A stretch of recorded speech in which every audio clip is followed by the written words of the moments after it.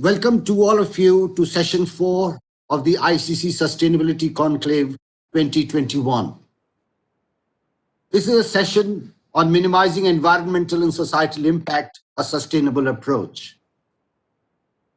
And we really have a great panel, both from India and Singapore. And what is most gratifying is that we have in this panel as chair, I would say, is a shining star of the Indian chemical industry that has truly taken a homegrown company from Gujarat to be a global first. I'm referring to Ms. Sandra Shroff, who's going to chair this panel, who's the vice chairman of UPL. She's also at the helm of Enviro Technology Limited and Bharuch Enviro Infrastructure Limited as director. Apart from the growth of her company, which is her top priority, she has been closely associated with ICC, FICCI, ASSOCHAM, and Chemexim. Instrumental in resolving the problems faced by the chemical industry throughout India over the last 3 decades, she has been a major contributor to the rapid industrial growth at Ankleshwar and Vapi. More than her industrial work and contribution, she has been actively promoting social infrastructure such as hospitals and schools. She is renowned for the establishment of institutions that are ranked among the best in India. And just now we were talking and she was again mentioning about the institution that she's going to visit. So she's going to chair this session, and along with that, chairing is Mr. Vimal Gokul Das, who is the Vice President of ICC and is also the Managing Director and Chief Executive Officer at the Dharamsi Morarji Chemical Company Limited. Okay. Now I hand over to you, Sandra, the chair of the session. Everyone is in your hands now. Thank you. Well, thank you very much for giving me the honor of being the chairman of this session. The subject is extremely important. Sustainability, looking after the environment, all of these are very, very important. And I think all of you know how important they are. They can also be money spinners. If you take care of your effluent, if you segregate each stream, if you treat every effluent separately, you will not have a problem in treating any effluent. It's only when you get an unholy mess mix that you have problems of treating effluent. So for sustainability, you have to work hard and make sure that you keep each and every waste stream or waste material separately and deal with it separately, and you will really reap the benefits. You may even be able to, and what we do very often is to recycle waste streams. What would be waste streams? We treat them and then we recycle them. That cuts costs and also cuts costs in manufacturing and also in waste treatment.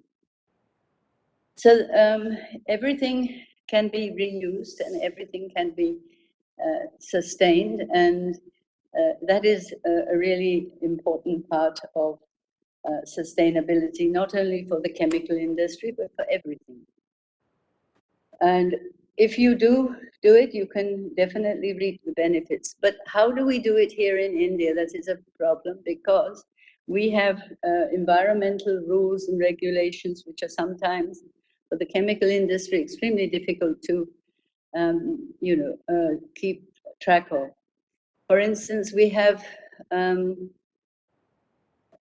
norms where we have to have 250 COD in our effluent outlet stream of 250 COD, and we have to have it 24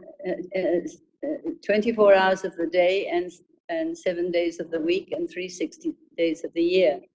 Whereas in other countries, they have a mean of 250 for the whole month or for a week. which is much easier to manage and saves this, you know, you've got 251 when the inspector comes round, or 275. These are things which really upset industry, and we need to sort them out, and we need to have a level playing field with the rest of the world as far as chemicals are concerned. We need to have rules and regulations for the environment that other countries have. I mean, for instance, the United States can discharge 4,000 COD into the sea. And we have 250 as the norm, and 500 if we discharge into the deep sea. So we have a lot of work to do if we want to do what Mr. Modi wants us to do, Honorable Prime Minister. We have to work together, and I hope that you work together with the regulators, with the Ministry of Chemicals, the Ministry of Agriculture, to make things easy, I mean, and rational. And it shouldn't take years to get permissions for chemical plants. It shouldn't take, we shouldn't have rules which are more excess than in other countries.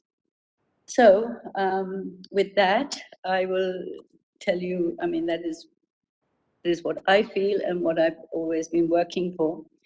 And I would like you to now, I think Mr. Shantanu Gupta from Indian Oil Company, right, is the first person to present a paper, Sustainable Business Models Aligning with the People and the Planet. So you will give us much more on what I was saying.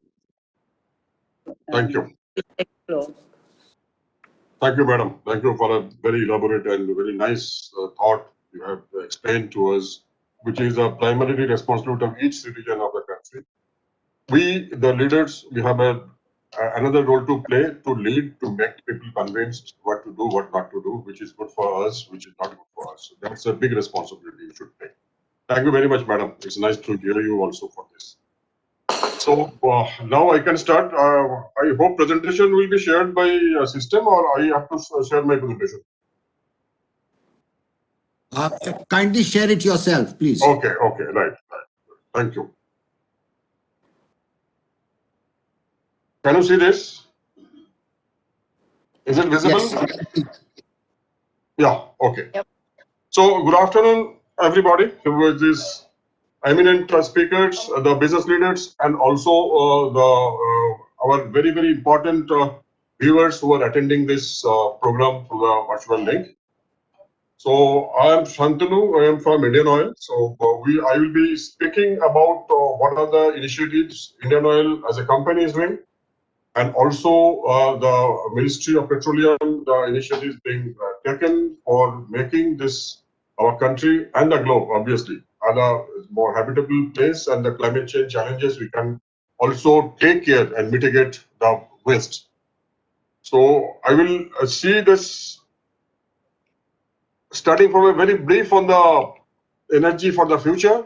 You see, we as a country, we are blessed with large populations. People say it's a challenge, it's a burden, but I always tell it's a resources. So maybe the thinking lines are different, but I always take it like that. Even in my corporations, in organization, every individual has something to contribute.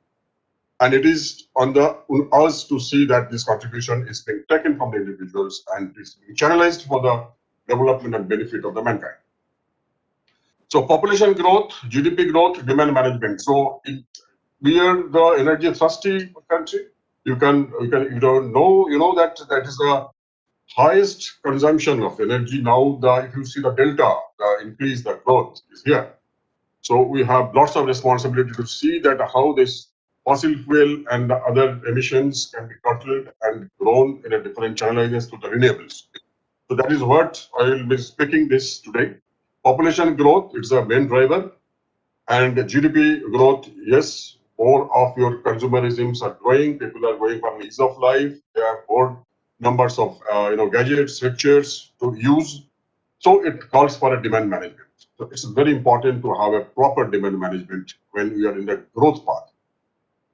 Similarly, once you have a demand management, you are also is a supply challenges. How to meet that huge demand, there is a requirement of the people, of the population, of the country. So there are conventional fuel available, but how long you can, and what are your dependence on the conventional fuel? Over 83% of your import, so it's a liquid fuel import and gas. So there comes alternatives. That's the energy. You have to go for renewables. You have to go for biofuels. You have to go for gas in a bigger way. That is the supply challenges. We have to also plan your supplies so that it meets the demand and it ultimately gives in a balanced outlook. Security of supplies, huge import dependence, competition, and here comes a requirement of indigenous feedstock. How to organize that? Feedstocks we'll discuss in the further slides. That what are the challenges in feedstock and how it can be managed. And then come the sustainability, which is the ultimate the whole world is looking at. Pollution, climate change, environmental impacts. So unless this is taken care of, mankind is at stake. The life is at stake. So all these things are required, and this is under the technology and policy. So these are the pillars, because with this century, we have blessed with lots of researches across the globe. Lots of new technologies are coming. Policies are being framed so that we can see for a future which is much more sustainable. This slide, I will show you the agony, that the stress on the mind of the people who are looking at that. Earth overshoot day. What is exactly that? We have tried to give you a 50 years snapshot. You can see starting from 1970. It's basically a year starting from 1st January to 31st December.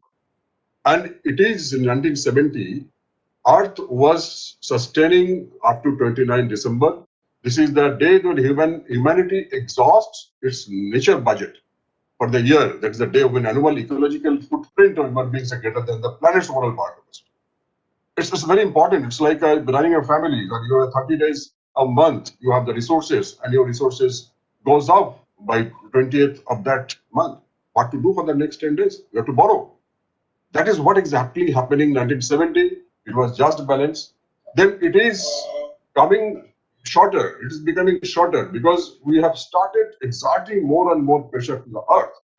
So if you see 70, 1980, 1990, 2000, 23rd September, then 2020 it becomes 7th August. 2019 it was 29 July. That means you need 1.7 times of earth to live, because with our huge demand of energies and all the resources, we are extracting more what earth can provide. But here it came this pandemic, which we don't say it's a blessing. It was a challenge for the mankind, but why?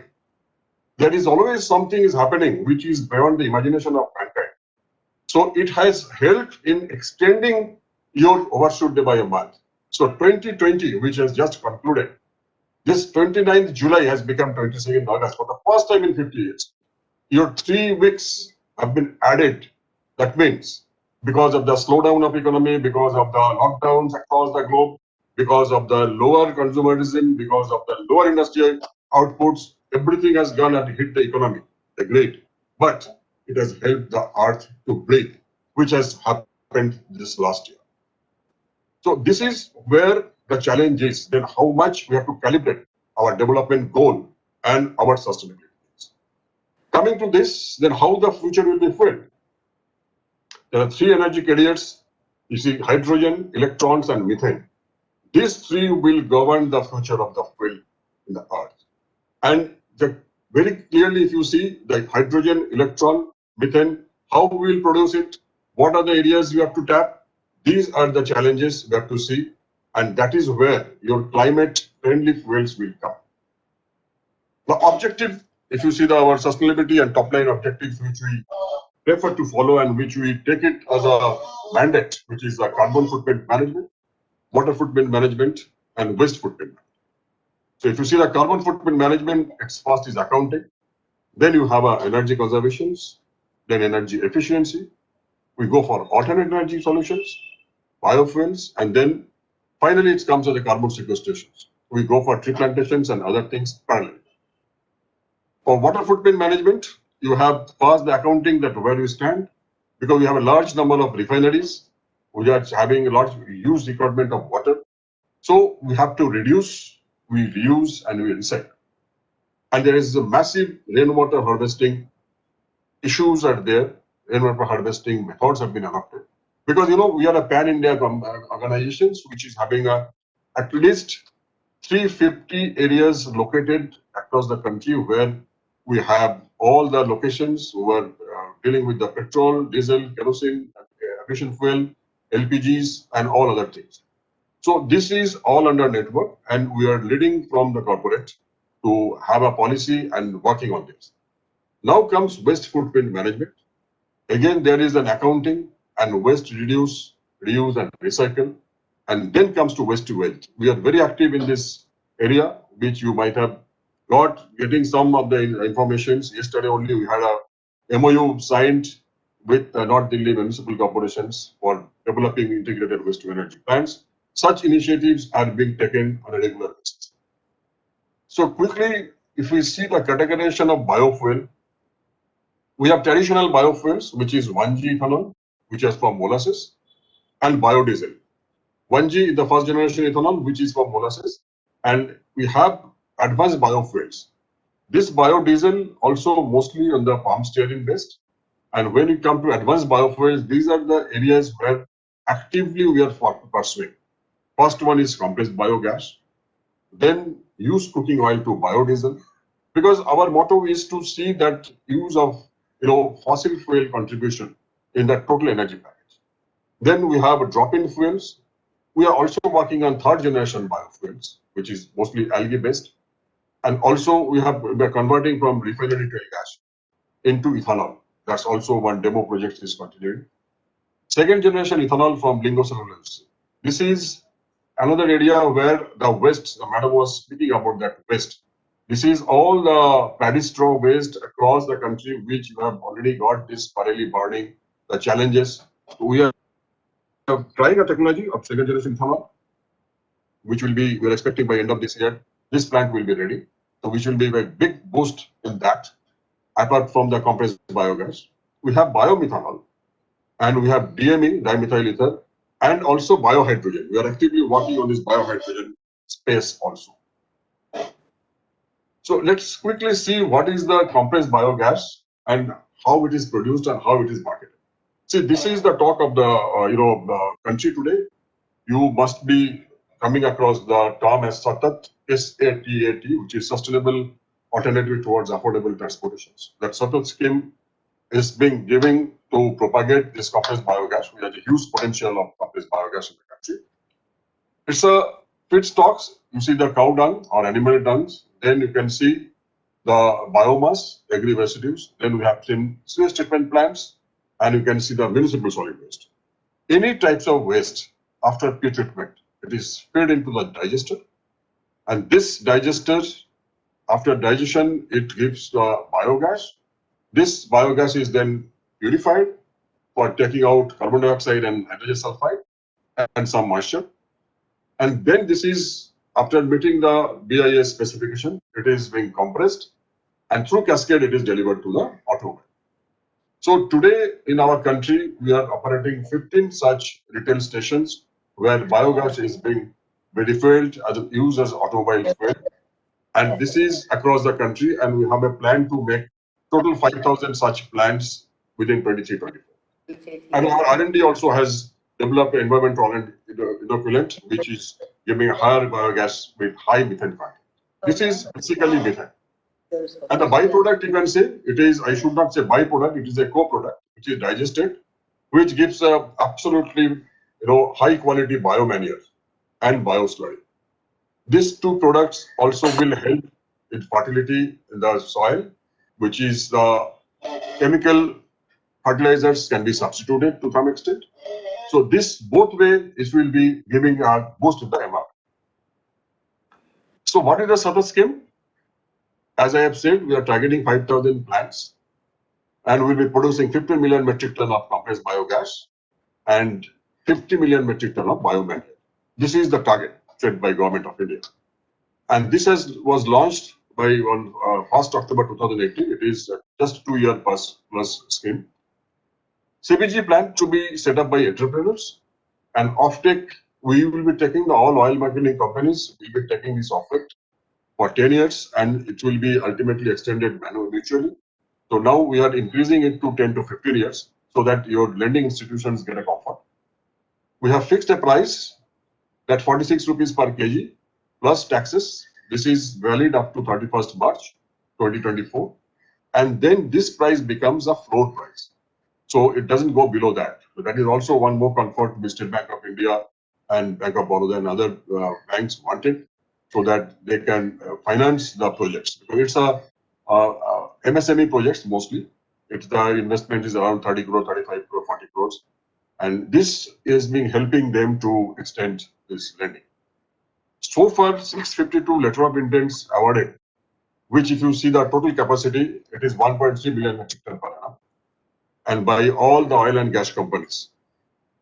And there is a link where the EOI document can be accessed. If anybody is interested, you can copy the link and you can go for our Indian Oil or OMC sites, and then you can apply for that. So there is some evaluation, so we can also get enrolled in this EOI so that you can get an LOI for making the investment. This is the brand. We have developed a brand, IndiGreen, compressed biogas, which is 100% green out of fuel.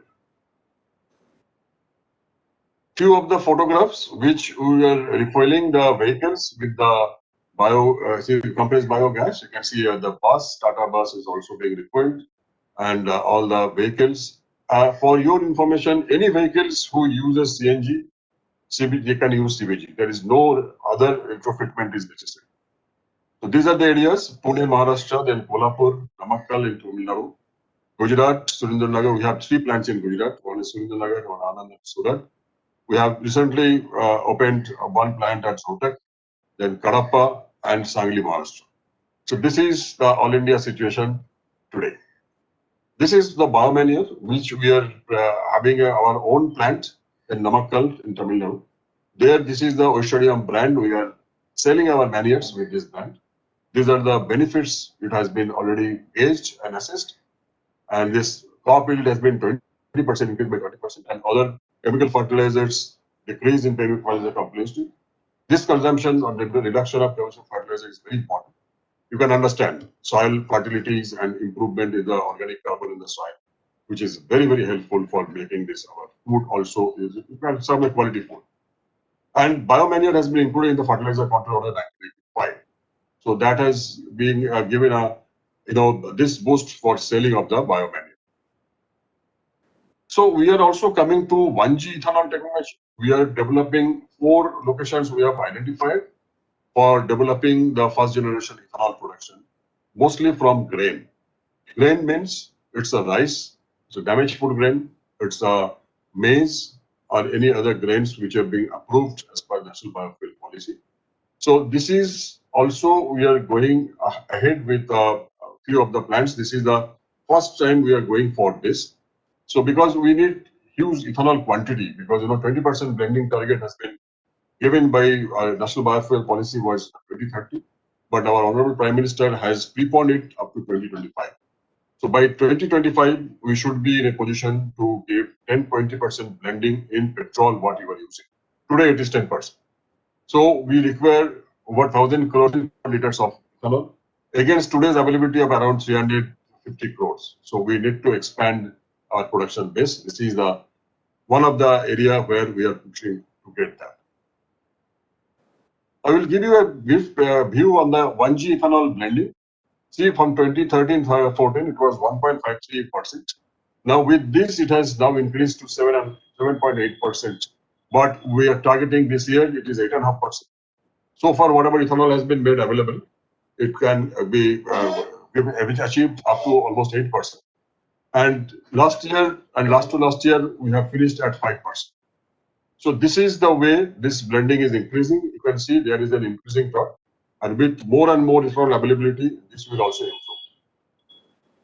This is the 2G ethanol, which has been already, I have told is one of the plant we are developing this. This is plant is on 50% construction is already complete. 100 kiloliter per day at Panipat, Haryana, it is coming. So through the hydrolysis process, the biomass will be converted. All this biomass will be is possible to be converted into bioethanol. Third generation ethanol. This is carbon sequestrations, also refinery tail gas. One plant we are in the Panipat. This is under construction, which will take the refinery flue gas and it will convert to ethanol. So we are trying to explore all the alternative technologies to get the sufficient quantity of ethanol for blending into petrol. Biodiesel, this is a brief biodiesel process. Here also we have an expression of interest running in our site. So any entrepreneurs who are interested to produce biodiesel from used cooking oil, they can join us. So we have so far enlisted almost 25 entrepreneurs for these biodiesel plants. So this is raw used oil, that used cooking oil is being converted. And this is the methods. Mostly it is esterification, tank esterification, and then we can get biodiesel. So this is one area where we need to blend at 5%. Today we are getting at 7% blending at various locations in the country. Our target is to make the overall 5% blending by 2030. So this is what National Biofuel Policy is also targeting. This is the business model for your just information. Coming to municipal solid waste, you can say this is one of the area where we all are really getting stuck, how to do it. And this is with the population growth, this will continue to grow. So today's estimate is 62 million metric ton per annum municipal solid waste are available or generated every year, which is out of that, collection is 90% and treatment is 27%. So this is the breakup of that. This is organic waste is 51%. Plastic is 10%, paper is 7%, and others, including inerts and other things, debris, this is 32%. So we have the refuse derived fuel like plastic, paper, etc., which cannot be biodigested, for which also we got a solution. Organic one, it can be converted to compressed biogas, which we are doing. And inorganic one, we have been trying one of the technologies of gasification, which is a plasma technology, which will be converting all such industry waste and other areas, including MSW and legacy waste, into 4 products. We can generate power, we can produce hydrogen, we can produce chemicals, and we can have ethanol for liquid fuels or ethanol for vehicle use. So this is the production of synthesis, syngas, you can say synthesis gas, which will be converted with the downstream technology to useful product. So waste to energy in straight away, which will be ultimate goal of us to survive in this part. Plastic recycling, that's also one area we are actively working. You can see the plastic consumption in the countries today, 40 million metric ton per annum, and 5.15% growth has been registered every year. So we can see the per capita consumption of use also increasing because of the global, we are much lower than the global average. So this plastic waste recycling also we are having a tie-up with our Italian company, and we are working on this model, and we shortly will go for a plant which will be using waste plastic to convert the good plastic. And this is a plastic neutrality cycle which we have already defined, and we have made a policy. Waste generated, and then all through the recyclers and compounded, this plastic process will be meeting the OEM, and producers extended obligations and responsibility also will be tied up with this. So we are trying to get at least 20 to 30% of our plastic product produce conversion into that, because we are also in petrochemical business. We are number 2 in the petrochemical business in the country today. Coming to the alternate energy, we have wind and solar. Both the portfolios are with us. We are operating wind projects of 168 megawatt and solar PV of 63 megawatt. And this is all the grid connected renewable power. And out of this, we have produced 3.92 and TWHR generation and rupees 142 crores of revenue. And we are doing retail solarizations in a big way. you can understand the retail outlets, which is the petrol bunks, you can say. Over 28,000 are available. So out of that, 7,498 outlets have been solarized and have been installed capacity of 97 megawatt. And with that, with the carbon mitigation number is 329,000 metric tons CO2 we have equivalent mitigated in the year 2019-20. Shantanu, you will have to. Yeah, not much of thing left, but Go ahead. yeah. So this is the world highest altitude LPG bottling plant, which is in Leh, which we are operating our location with this power generator from this. Electric mobility also, we are here for the battery and electric mobility. We are using all the retail outlets, our charging centers. So that will also be helping us in a big way for electric mobility. Few of the infrastructure photos, I will not spend much time here. Autos and cars, these are all being charged on this. This is a sustainable development carbon footprint, which we have already discussed. This is the water, some of the features of the water harvesting system. And these are the areas where we are working very actively for sustainability. So overall, we have a triple bottom line of sustainability. And these are the focus area which we are working on. Indian Oil has undertaken measures in energy efficiency, renewable energy, and carbon sequestration, water management, and waste to energy, which we have just explained.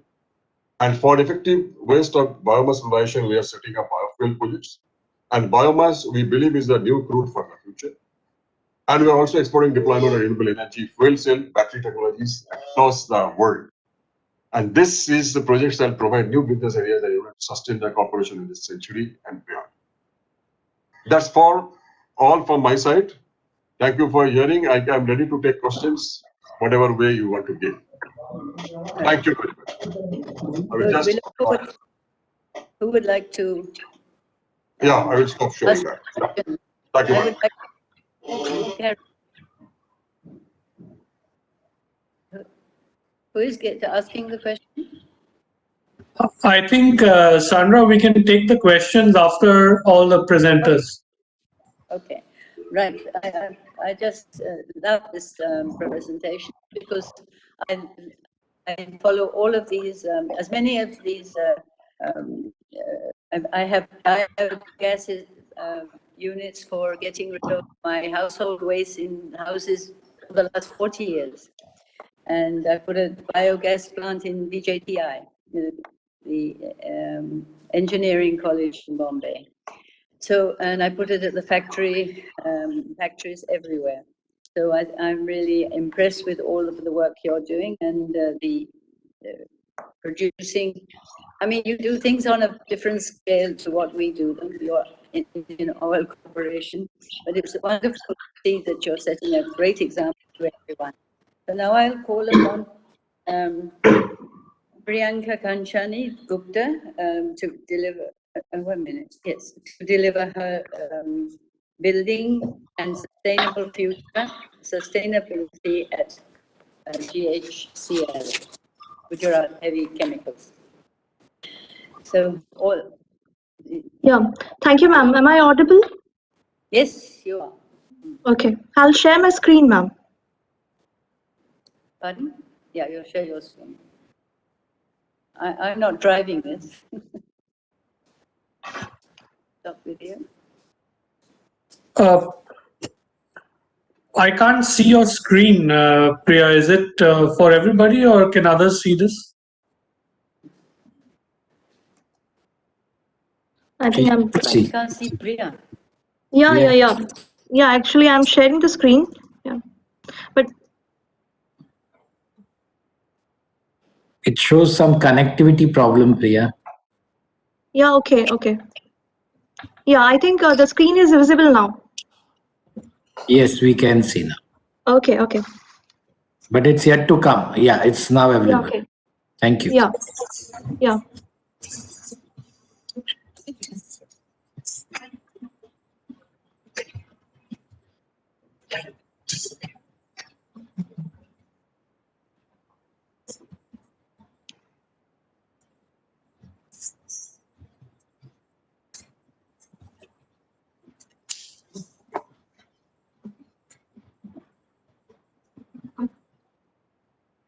Yeah, I think the screen is visible.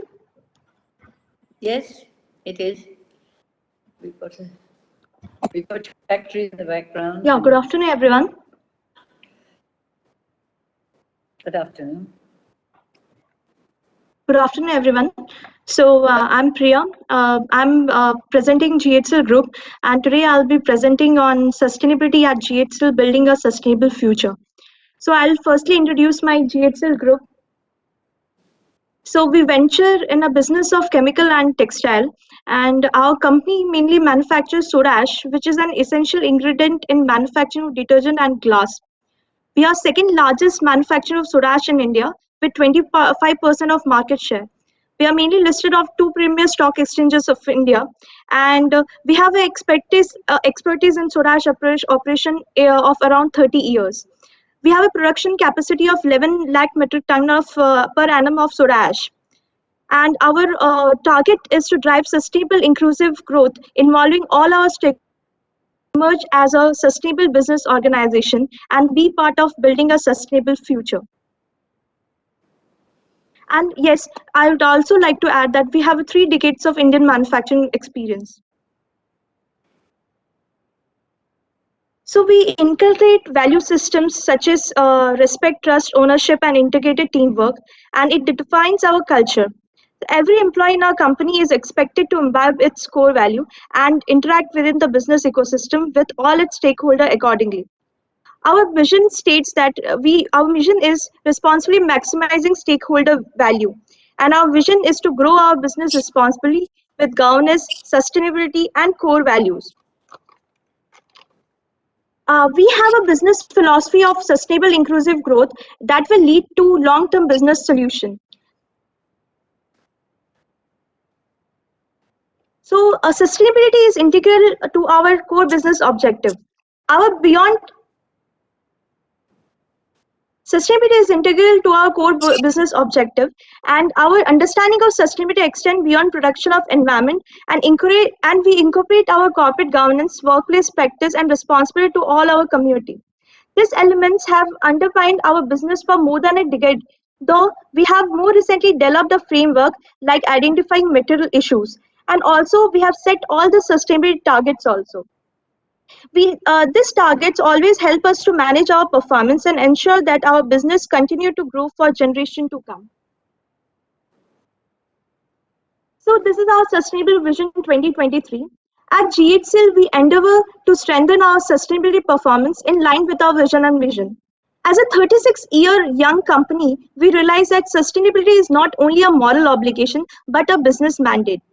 This responsibility extends beyond our plant walls also, and it extends to our customers, to our communities, and also where we operate in. We also have been measuring, tracking, and improving our sustainability parameters over past years in line with our futuristic thought process. We have developed a Sustainable Vision 2023. We have identified our 4 areas such as we have identified 4 thematic areas: zero harm, responsible steward, climate warrior, and stakeholder centric. That would be we are working towards rigorously towards achieving this target.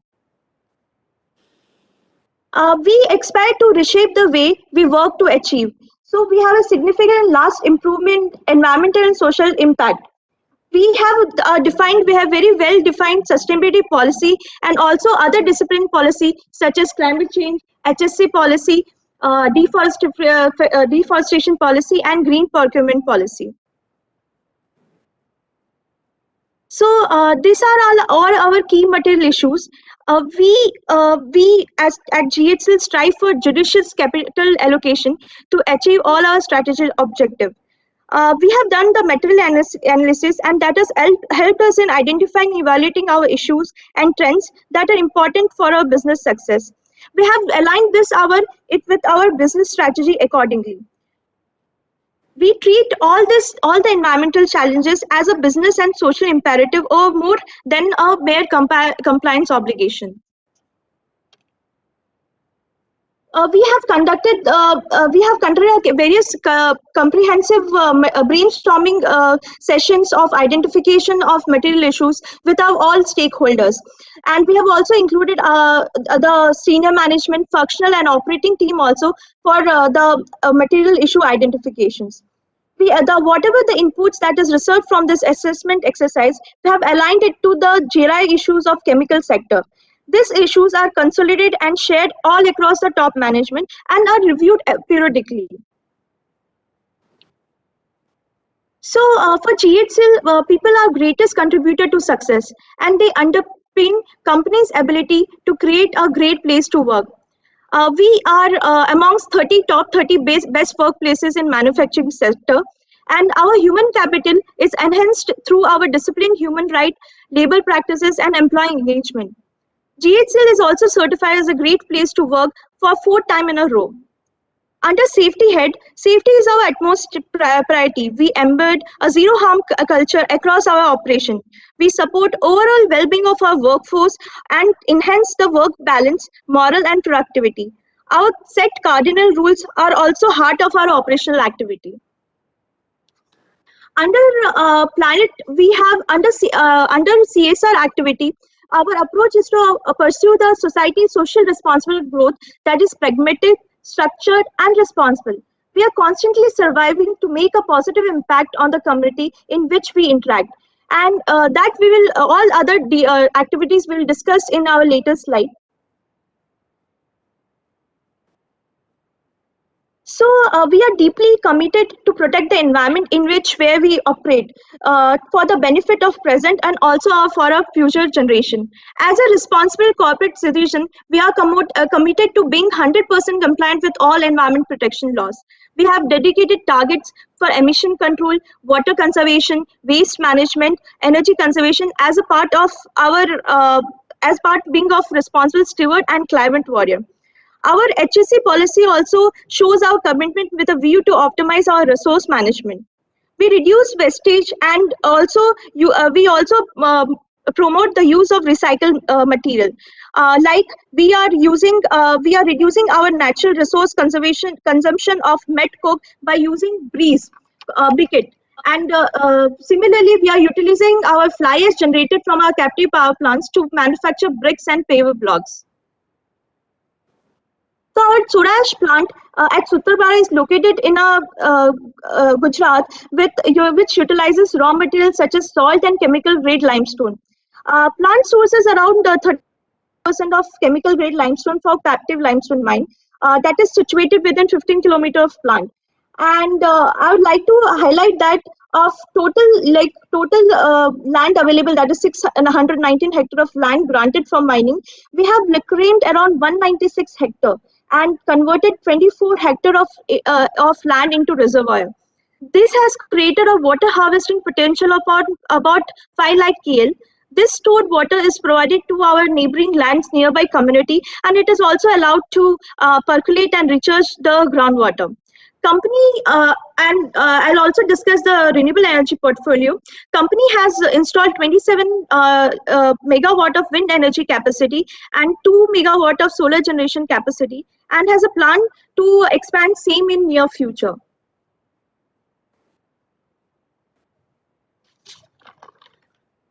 So we believe that process improvement and innovation always leads to many benefits to environment and society.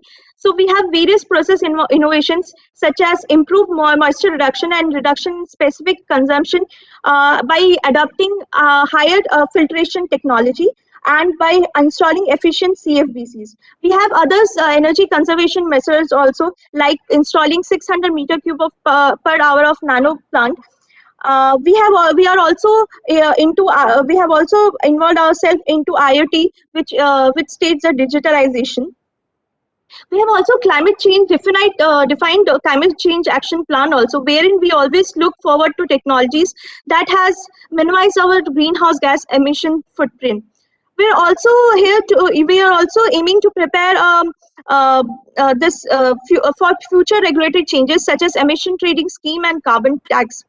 We have also identified the climate change risk, which can have impact on our operations. We have prepared the adaptation and mitigation plan for next 30 years. So we as a company ensure that risks are managed in a systematic manner, where we identify, evaluate, and finally mitigate any operational and strategic external risk. This is the graph showing financial performance. We always believe that beyond the conventional mindset to stay ahead of challenge, this is the very important for long-term sustainability and expansion. We try to utilize our impact on natural capital and invest in asset and resources which are least harmful to nature. So GHL has identified, in supply chain sector, GHL has identified the suppliers who may possess risk for GHL. We have also approach of, we are doing assessment regularly of critical suppliers, followed by our engagement to build their capacity so that they resonate with GHL's sustainability commitment. Your time is getting close, so if you can quickly conclude your presentation. So this is the way how we track our performance snapshot, and under various capitals such as financial, manufactured, human, intellectual, social, and natural capital.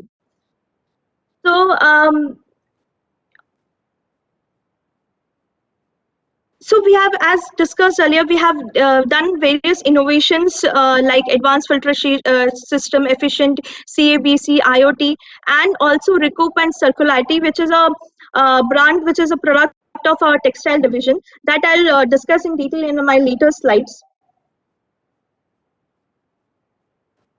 So we have also conducted the life cycle assessment to track our current status of soda ash environment impact.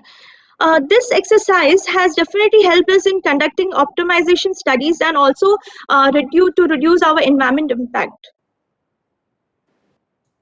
So as I've discussed earlier, that we have a sustainable product known as Recoup and Circularity in our textile division. So I'd like to brief on that. GHL is one of the largest, about this division, GHL is one of the largest integrated textile manufacturer and exporter in India.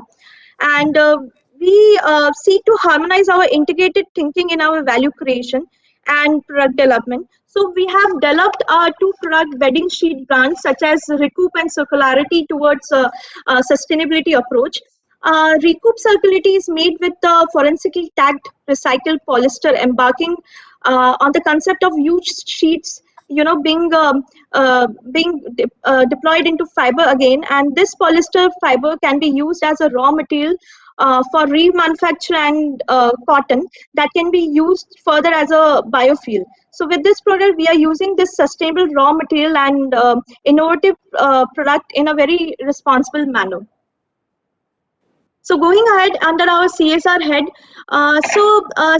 CSR has been a long-standing commitment that has been embedded in every fabric of GHL. So community investment and engagement is one of the material issue what we align for our action and approach to further consolidated good practice for community welfare and throughout our value chain. So we have outreach in following areas of Gujarat. So we have a defined CSR policy also. So we have done this. We have initiated this journey in 2011, where we did this baseline need assessment, and they have identified various areas, impact areas, and we are working accordingly. Priyanka, I think you're going over. Carry on. So our key focus initiatives, we have various key focus areas like water, sanitation, and farm-based livelihood and skill development. Under skill development, we have developed many site schools in our mining site area, and we have also organizing various skill development programs for students. This skill development programs have definitely reduced the dropout rates also. Under farm-based livelihood, we are promoting drip and sprinkler irrigation, horticulture, animal husbandry. We are engaging community with regular camps. Under health, we are having this mobile Medicare unit, ambulance unit, Medicare medicine unit, where they are going to nearby villages. Various camps are organized time to time. Under sanitation and part, we have constructed many toilets, and we are promoting Swachh Bharat Abhiyan also. Kanchana, can you hear So me? lastly, I want to say that. Yeah. Kanchana, I think can you you need hear to me? wind up now, Brian. So Yeah, lastly, I want to conclude that we believe that we are custodian of natural resources, and we have imbibed sustainability in our culture for all our business, and we ensure that we leave behind a positive legacy for generation to come. Thank you. Thank you. That was a very nice presentation on the activities of GHCL. Thank you very much for that. Now we go to the next speaker. Is that right, Kumarish Bhai? So it's Mr. Manish Panchal, Improving the Business Value Environmental Strategy. Are you able to see my screen? Oh, yes, that's very good. Very quick. Thank you. I'll try to keep the time also. So, good afternoon, everyone. And on behalf of DuPont Sustainable Solutions, the global leader in operations risk and operations management consulting, I would like to thank ICC team and leadership of ICC, including Ravi Goenka, Ravi Kapoor, Bimal is on the panel here. Thank you very much for giving us this opportunity, and thanks to Mr. P.S. Singh and team for inviting us. So the topic, as Sandra mentioned, that improving the business value of environmental strategy. So before I start that, as many of you would know that at DuPont, we have a practice of sharing some core value. So as many of you know, recently our ex-cricket captain and BCCI chief, Saurav Ganguly, who had undergone a cardiac procedure, though we all know that he's a fitness freak being a sportsman, what surprised us was the comment from Dr. Devi Shetty, who said that, Saurav did do fitness activities, but then he did miss his annual routine checkup in the rigor the way typically it should be done. Now, what is the relevance of this to our business? We also know that we've undergone a difficult year this year because of so many challenges not in our control due to COVID and various other reasons, post-COVID effects in the organization. And hence we are also vulnerable too. So from outside, we may think that we are doing well, the organization is doing well, the business is doing well, the operations are doing well. It's very, very critical that it's important to have, because this is a budgeting time also for all the Indian organizations, to have a special budget to do an annual fitness check of all your plant machinery and equipments, because it's very critical to have that rigor instead of going with the cost cutting mode due to a difficult or challenging year. So that's the only suggestion. Coming back to our topic for the day, as we must have, from morning we've been hearing different things and different aspects of sustainability. I've here brought in not the 3 R's and other aspects of recyclability, but also talking about the green chemistry, wherein we often talk about green and renewable raw material, green solvents, reducing solvents through process like microreactors, green catalyst or biocatalyst, efficient processes, reducing consumption of energy. We did hear from IOC, Indian Oil team also, energy optimization, water, reduce effluents, environmentally benign products and processes. So a lot of these things are being discussed. And what's more important, what is that drives the organization towards sustainable goal? So my focus is going to be revolving around that. So most CEOs and leaders choose a path of how to improve business value. So we see two approaches organization has. Now we are not basketing any particular organization. It is a self-reflection we all can do. But this is our observation and the way we segregate. So one is compliance-based approach, and the second is performance-based approach towards environmental strategy. or environment implementation. So when I say compliance based, the companies typically follow an approach where they treat environment and sustainability as a CSR. Going green is often seen as a nice to have policy. It is limited to measuring how well company complies with the regulatory obligations and ends up with typically a short-term thinking on the overall approach. While companies that follow performance approach take environment and sustainability at the center of their strategy and or I would say heart of the strategy and also business objectives. They believe environmental performance is one of the most powerful way to enhance business and make it competitive differentiator. It extends environment performance to integrate environmental strategy with operations and business. They take this as a long-term strategy approach. So you see there is a requirement or there's a need of a serious mindset shift, especially for the leaders, to move the organization from environment compliance approach to environment performance approach. Now, the question is, what are the typical characteristics organization must change? So if you observe organizations that are thinking short-term compliance focus, for them, regulation is their standard of reference. Environmental management is a cost or considered to have a negative bottom line impact. Environmental management is limited to focusing on companies' operations. And finally, shareholders are the main stakeholders. I'm sure many of us would be able to correlate and reflect back what I'm saying.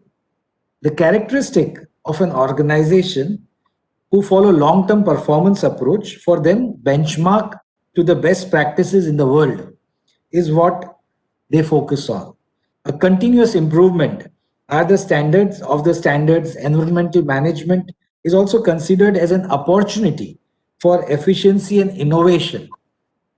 Stakeholders include employees, communities, clients, consumers, and not just shareholders. So these are the two things.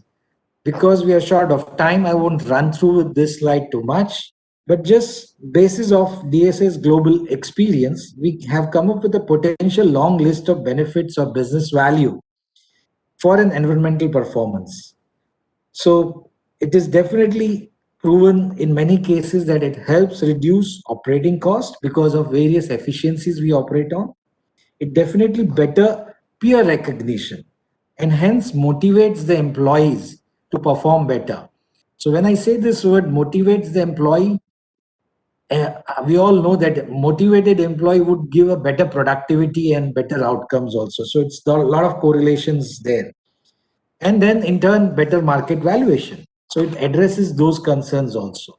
A very interesting slide I would like to share here is basically talking about how it highlights the decoupling of growth and environmental footprint. As we see, environmental footprint for compliance-focused organization will keep on increasing as the business performance grows. So as your business grows, your environmental footprint keeps growing. Whereas the organizations which follow the performance route, for them, after a few years, they start seeing the benefits and the company sees that overall, the benefit of sustainable growth is realized maybe after 3, 5, depending on the life cycle of the product, business, and overall infrastructure. But that path, at one point in time, it decouples with your business growth and brings in a significant benefit to an organization. And to be very frank, very few people understand this aspect. So at DuPont, we've developed a very simple 3-step process where we talk about it's a transformation journey because Rome was not built in a day, as we all know. It takes time. So typically, it is a 3-phase process where we talk about, to begin with, value protection. So ensure that your license to operate is sustainable and all the risks related to that are mitigated. So that's the step number 1. The step number 2 is talking about value extraction, where build in various operational efficiencies and focus on cost reduction and alternate process, alternate material, etc. And the third step we talk about is value create, where you move to a journey of excellence, innovation, where you can look for high revenue generation coming from the change and look for sustainable products, environmental technology and innovation, and build competitive advantage. So foundation for success for environmental performance culture are three-pronged or three aspects. One is leadership that should clearly articulate, define the strategy and vision for the organization. The second comes is organization who should ensure that people and processes are well aligned. So it's very critical that how you put the KPIs, what gets measured, get done. So performance oriented approach, and the operations follow effective communication, observations, various governance mechanism, putting certain audits in place to ensure there is a continuous improvement. To conclude, let me share an integrated approach developed by DuPont Sustainable Solutions. It typically begins with managing processes and focuses on what really matters with right people. So primarily talking about prioritizing the overall, it's not a kind of, go with a big bang, but look at which are the areas where you really need to focus on and ensure that you get right people to help you do that.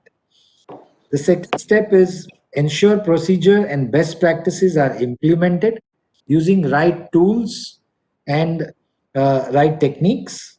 The third step is capability development, which is very, very important. Often many organizations miss this opportunity in terms of right skilling our employees through training, coaching, and also focusing on building a center of excellence within the organization. And finally, align values and belief so that people know why they are doing what they are doing and they ensure that they do it right first time itself. So with that, I would like to conclude my talk. I hope I kept on time. Thank you very much. Exceptionally good. Thank you very much, Manish. It was very, very interesting seeing what DuPont does. DuPont is a company which we all look up to because it has a very firm commitment to safety, to continuity. Yes. Very old company and yes, it's a pleasure Thank to you. have you here. So we go on to the next speaker, Mr. Bhaskar Venkataraman, Innovation and Collaboration for Sustainable Solutions.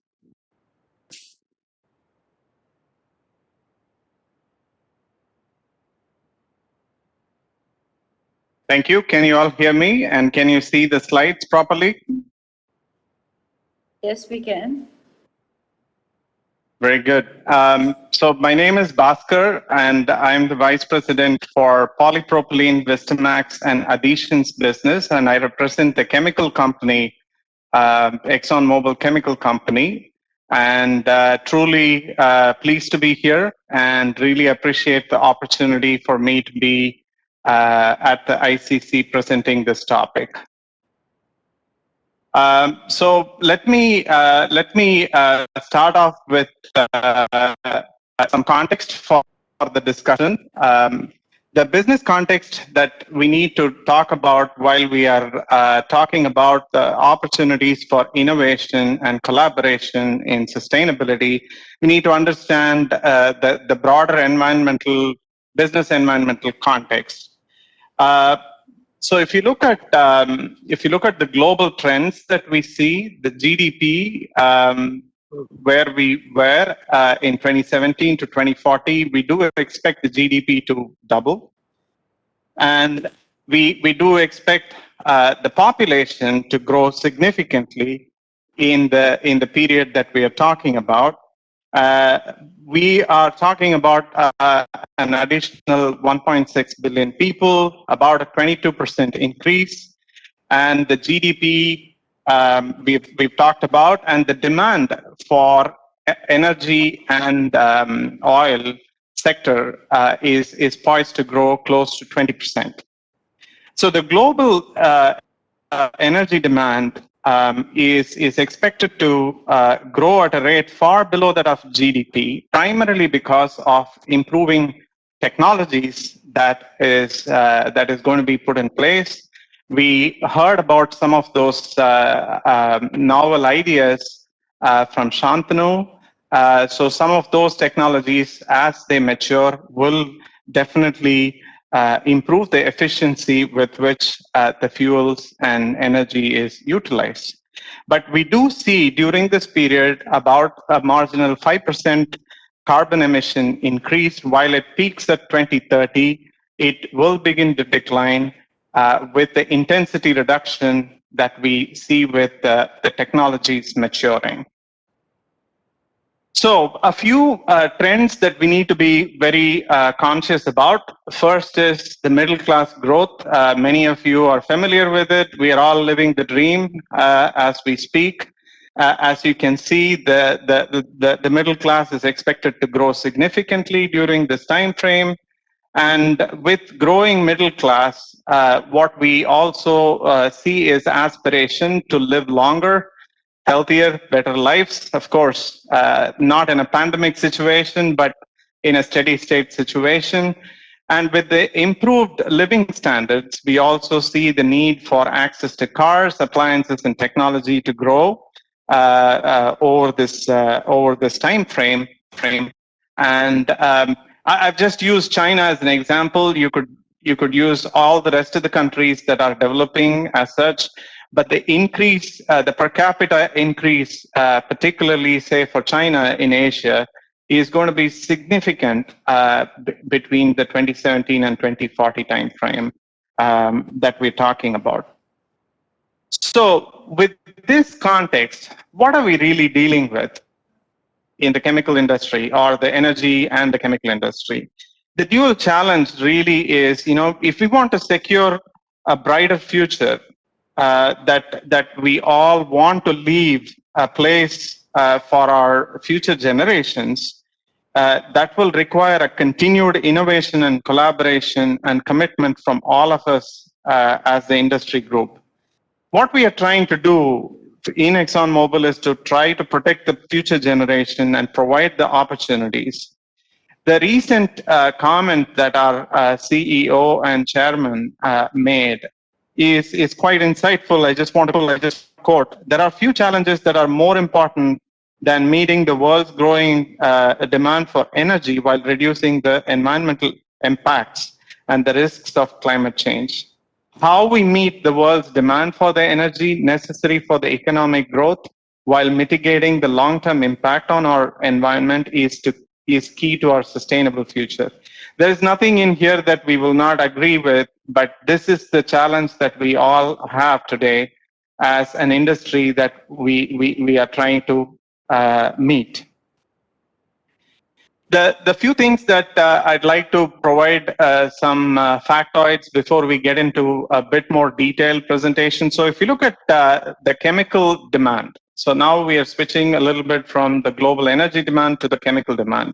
So if you look at the chemical demand, the demand is expected to rise. Since 2000, the demand has actually doubled and is expected to rise close to 45% over the next decade. And it's about 4% every year. And consumer demand for plastics, fertilizer, and other chemical products increases with rising incomes. And you see the need for better living conditions keeps growing. So the fun part is, as we see the next decade, where is this growth going to happen? The growth is really in Asia. And as you can see, the growth in North America and Europe and the rest of the world is pretty much dwarfed by the aspirational growth that we see in Asia. So few things that is expected to drive. Manufacturers see plastics as lightweight, durable materials that can improve the performance of our products, particularly in packaging to automotive to the medical devices that we currently use. And many of us realize the value that plastics bring, even particularly during the pandemic situation. What kind of protection that the plastic materials bring, particularly in the medical field. So the key really is we've all benefited from the advances that the chemicals and the plastics have brought to the modern world. And yet, there is concern about chemicals and plastic waste in the environment. We in ExxonMobil share the society's concern about the plastic waste in the environment, and we do agree that it must be addressed. As an example of consumer concerns, in 2016, a survey, about 70% of the were concerned about the plastic waste, particularly about non-food and skin contact products. So if you look at what is going on in the world, we also need to reconcile with the challenges that is wider than the issue that we are trying to deal with, largely related to the global infrastructure that we have on plastic waste management as well. So if you look at the whole globe, about half of the globe today do not have access to proper waste collection or disposal system. As a result, you do see a significant amount of solid waste leaks into the environment. And the fun fact here, a disappointing fact, is only 14% is actually collected for recycling globally, although I know that the stats are pretty good for India locally for what is being collected, but this is the global number that I would like to share and quote. So the solution to the plastic waste challenge will require collective support, innovation, and collaboration on a global basis from the plastic producers, waste management companies, the consumer brands, the retailers, the NGOs, and consumers, more importantly. We are committed to doing our part to help mitigate the societal challenge of the plastic waste, and will speak on a few activities that we have embarked on in this space in the next few slides. So plastic waste challenge, if many of you are very familiar with it, so I'll go through this very briefly. The marine debris has become a visible example and a global concern for consumers, brands, and the government. And there's not a simple solution here in mitigating the plastic waste. However, it does create opportunities for our industry to come up with solutions that mitigate the problem. The most important thing that we should realize and we should educate is plastics are valuable. They should not end up in the oceans or in the environment. The industry, the government, the NGOs, and consumers, we must work collaboratively to encourage the recycling, reuse, and recovery of plastic waste. We do believe there is a huge opportunity to use our expertise here and ingenuity to develop high-impact solutions through the products and services that we provide as a chemical industry. And that work is happening today. We've seen some good examples from the folks that spoke ahead of me. And converting waste to value, we do believe in a world where our products are continually regenerated to make a positive impact. So together, we can turn this waste to real value and innovate products with sustainable benefits. We believe that the productive use of resources that create products for our customers with sustainable benefits, such as improved fuel economy, reduced waste, or increased recyclability. And the third, which is not trivial, which is important for all of us, is mitigating the GHG emissions across the value chain. The greenhouse gas emissions are very important for our focus within our operations and developing more efficient processes that saves energy across the value chain. Building sustainability into our major facilities, we have a commitment to a sustainable design that reduces a greenhouse gas emission and waste generation and water consumption. And finally, the most important thing that we need to harness is on employee passion. We don't live in a world that we don't hear about or experience some of these challenges. So it's very important to utilize our employees' passion in this space to accomplish what we just talked about. So these are the 5 big elements that ExxonMobil has been working on in this space. And I do want to take maybe 2 particular areas where I want to emphasize a little bit more around innovation and collaboration and close the session. So the first one is really converting waste to value. We believe in a world that the products that we make have a huge positive impact. Advanced recycling as a longer technology option is very critical here. We also believe that mechanical recycling will continue to play a part here, but we do think that this technology could potentially become scalable solution for what we are all looking forward to. We are collaborating with third parties such as the Alliance to End Plastic Waste to advance the solution to address the plastic waste in the industry. So we talked about the life cycle of the plastic and the dismal fact that only 14% of the plastic packaging is collected for recycling.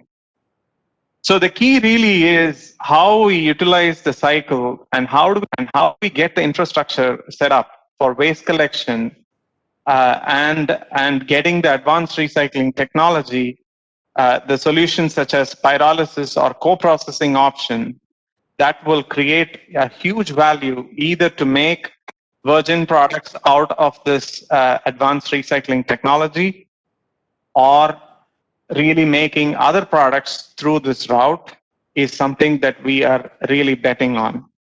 We are investing our R&D capabilities in building scalable solutions in advanced recycling. We are assessing the technology options here through multiple routes to make progress by leveraging safe, reliable, and economic process in this particular space. So in terms of innovative products with sustainable benefits, we have a whole host of products that we make, but do want to take a couple of simple examples that you will really appreciate what I'm going to talk about here and move from there. We have recently introduced Exceed XP Performance Polyethylene Polymers to provide an additional level of extreme performance for our pouch, the liquid pouch applications. Many of you understand the importance of the sealability and the properties that is very important, particularly when we fill liquids. We don't want any liquids to spill in the packaging. And what this could also potentially utilize is up to 30% of recycled PE pouch that can be utilized. The key here is it offers a monomaterial solution, and it does maintain packaging integrity and optical properties, whereas the conventional route, if you look at it, we have so many materials that are used, and in the end, it's not reusable at all. The second aspect that we are really looking forward to in making our progress here is our polypropylene resins. We are looking at options for replacing polystyrene to create a similar idea here, a monomaterial solution where it can be fully recycled. And we are looking at options not only for rigid packaging, but also for more durable applications as well. And all our lube packaging, we are looking at utilizing the PCR content. 25% of our product packaging, particularly for the lubes, Mobile One that we make, is using the PCR content. So another fun fact here that I would like to share is also a very important piece that the chemical industry must grapple with, is when we look at the full product life cycle that is taken into consideration. This talks about what does it really mean when we use plastic versus non-plastic alternatives such as glass, paper, cardboard, packaging products, steel, and aluminum. It still reduces close to 78% less packaging by material by weight, 48% in decrease in energy use because the packaging weight is reduced significantly, and that translates to 54% of lower CO2 emissions during transportation or utilization. So the reason why I underscore this point is sometimes folks do not understand the full life cycle of how this is utilized, and we do need to take a very scientific approach to getting the messages across as an industry here. So with that, I would like to get to the punchline here. This is what we have been working on in the last many years. We have spent $300 million over on biofuels. This is in our downstream research. And we have captured close to 40% since of the CO2 emissions than any other company, more than what has been done in the world since 1970 with all the stuff that we talked about. And they've invested $10 billion plus investments in generating a whole host of technologies that will provide lower emission solutions. And the most recent commitment that we have made is to get 15% emission reduction from methane standpoint. It's an important gas in the GHG emissions. And that's the commitment that we have made. And finally, this is a problem that we can't solve by ourselves. We have to work across the industry, and this is what we have been doing here to look at options. Particularly, the Alliance to End Plastic Waste has been a significant effort from ExxonMobil. We are a founding member of the Alliance here. And there are some really exciting projects that we are working on in Asia where things are going to really matter. So that in a nutshell is what I would like to share here today, and really happy to take any questions or comments from the co-speakers or the audience.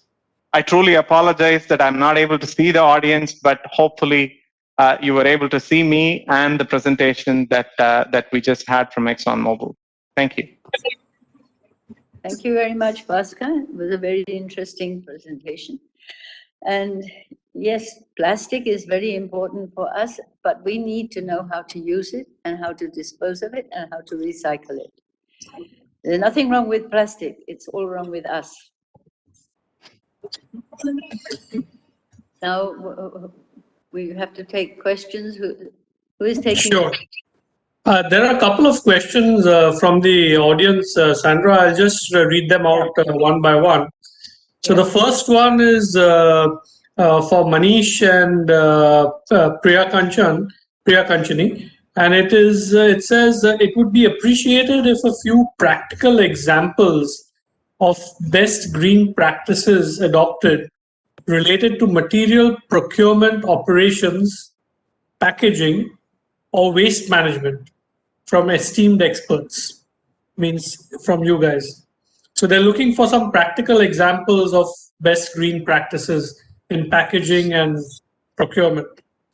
I think Bimal, Bhaskar gave some real practical and actually implemented examples revolving around that. And similarly, a lot of examples I think the IOC colleague did share On process front, definitely I can talk about microreactors is in thing, in especially for continuous processes, which definitely helps reduce the overall energy consumption, the overall solvent requirements, overall waste.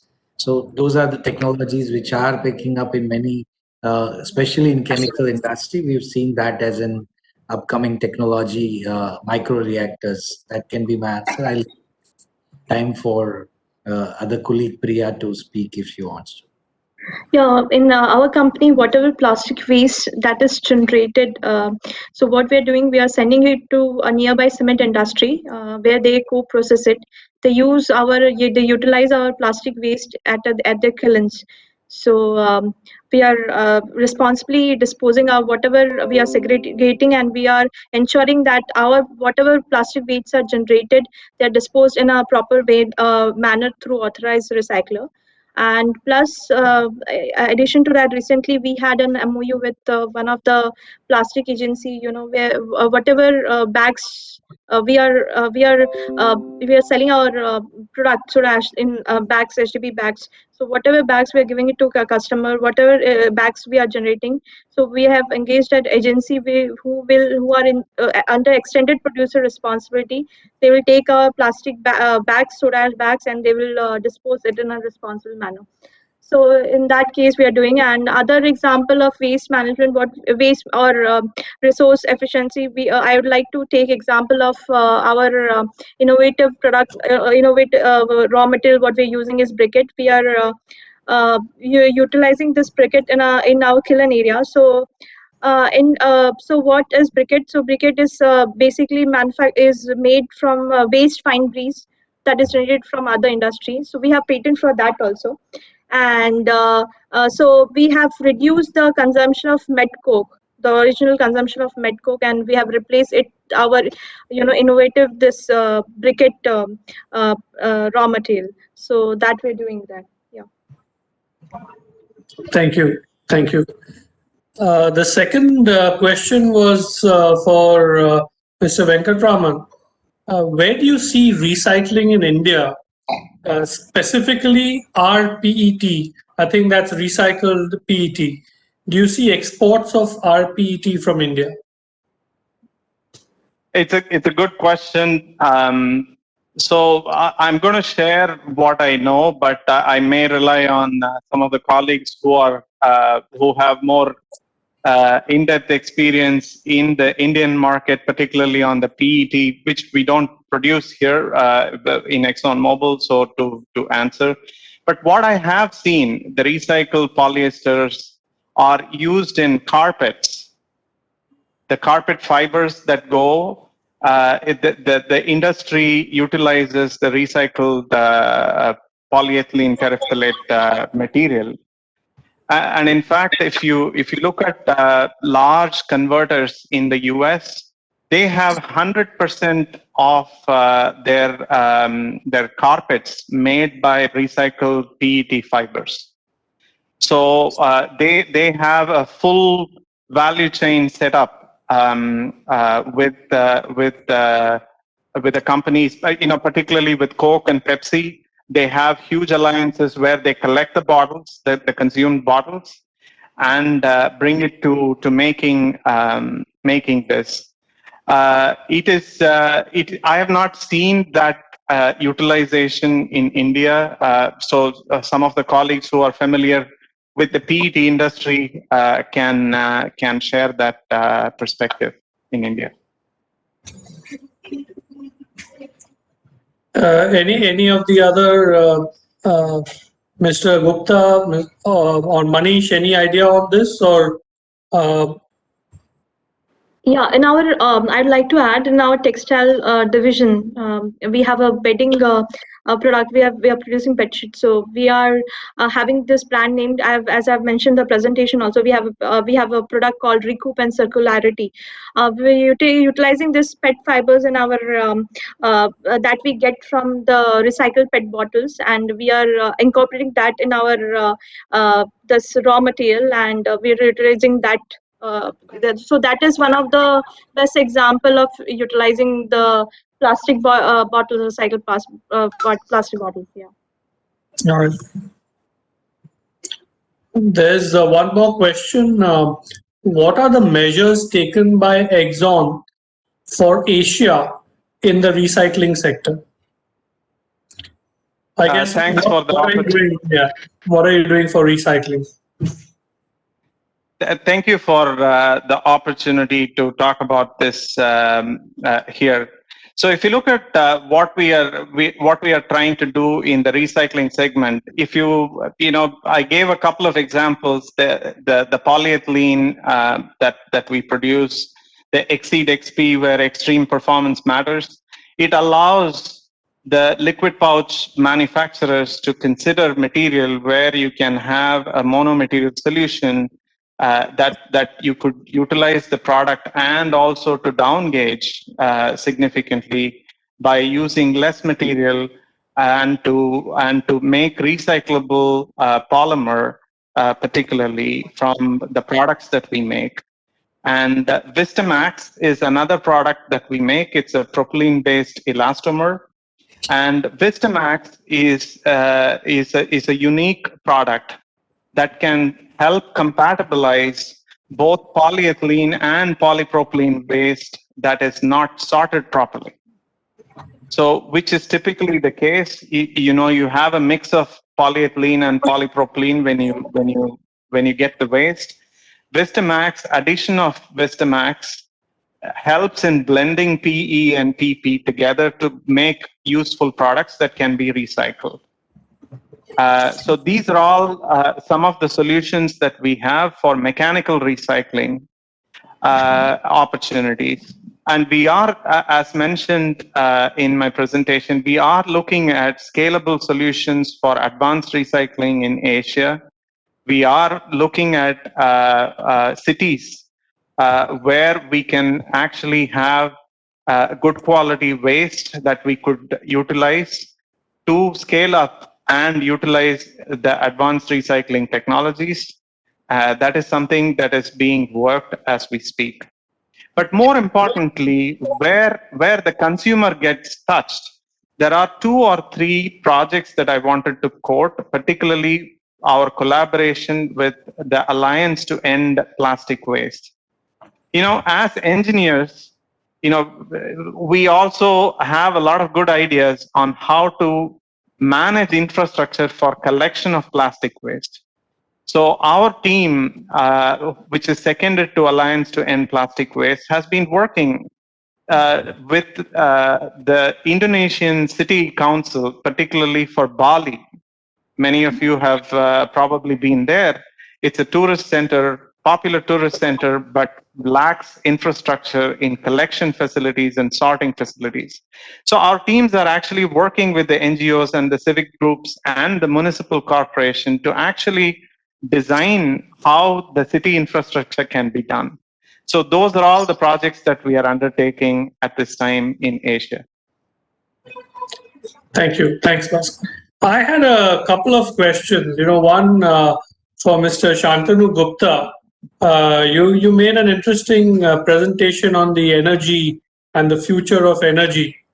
And I was just wondering, when we are talking about electric cars, we all know that they are more efficient than an internal combustion engine. But if you consider the battery and the battery life and the chemicals which go into the battery and the processing of those chemicals. So we know there are heavy metals in many cases.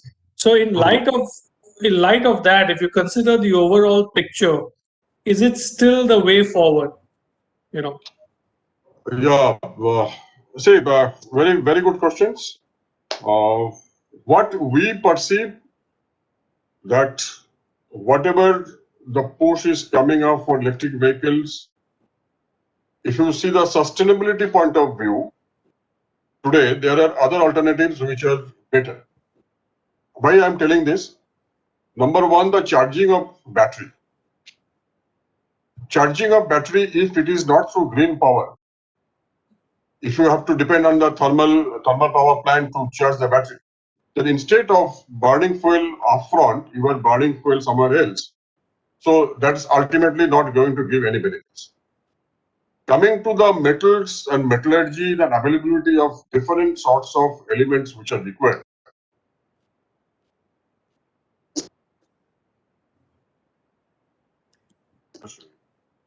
We lost you there for a minute. Logistics and all the areas to be made available.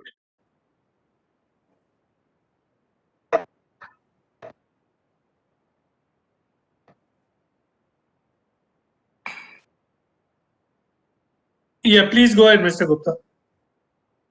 Can you hear me? I think he was muted, yeah. Okay.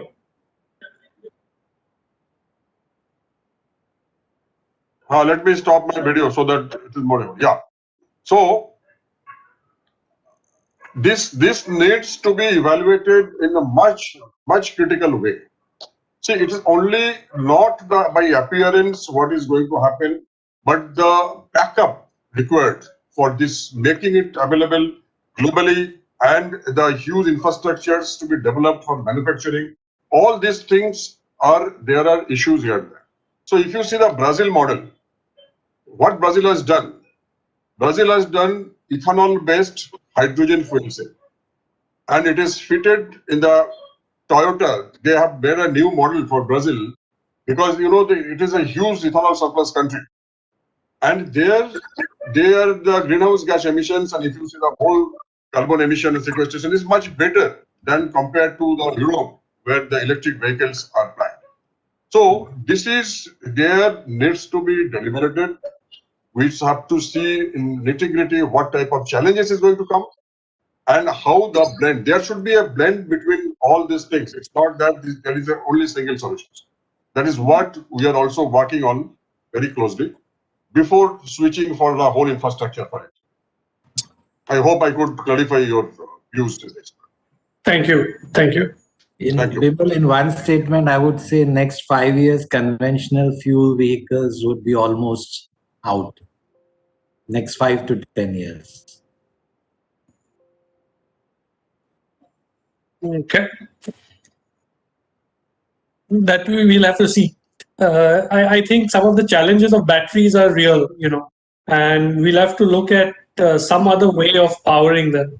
And unless we can do a combination of solar or wind along with this, it'll be tough.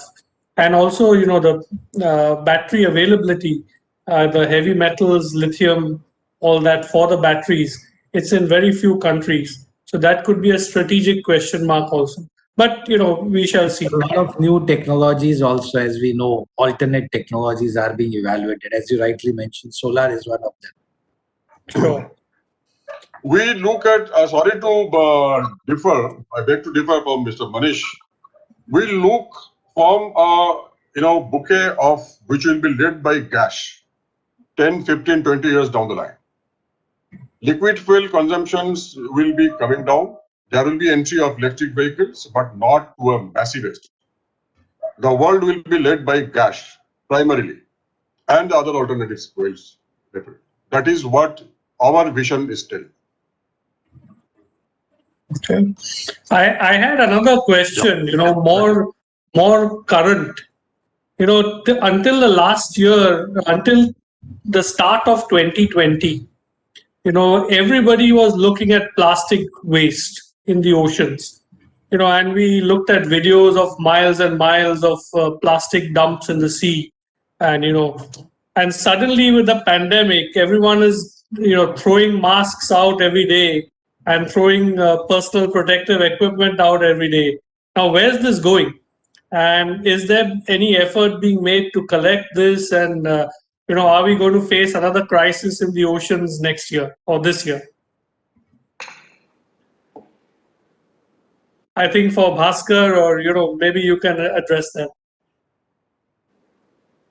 So it's the problem is real. So as we start to see the consumption, the problem is real. On without proper infrastructure, where will these used masks end up? And several countries are taking. Obviously there is a hybrid approach. There's no one single way that everybody disposes these things. Several countries are taking different approaches.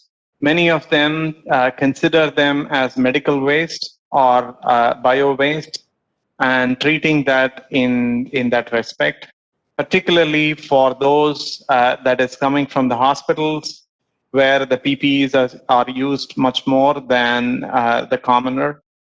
So that is an approach that several countries are taking.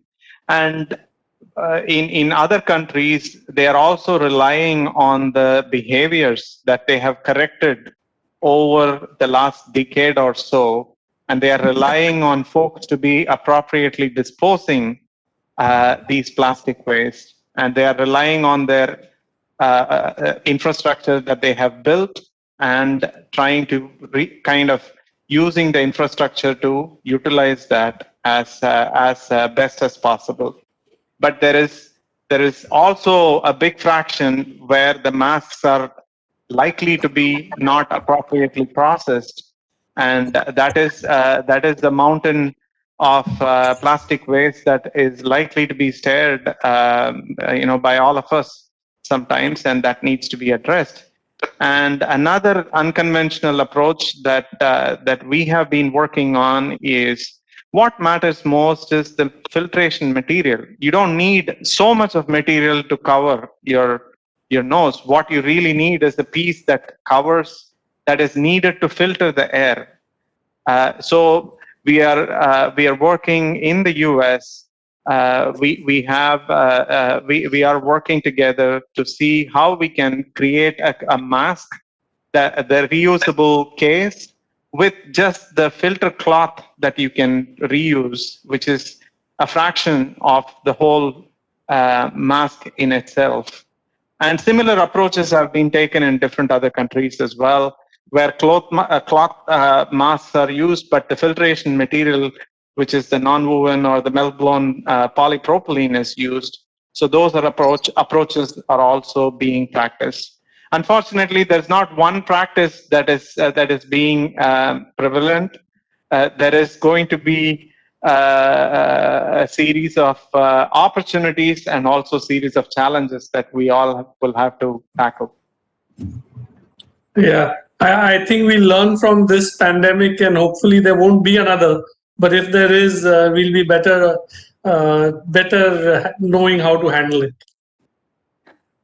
I think that's all the questions. But we've had a great session, a very interesting session.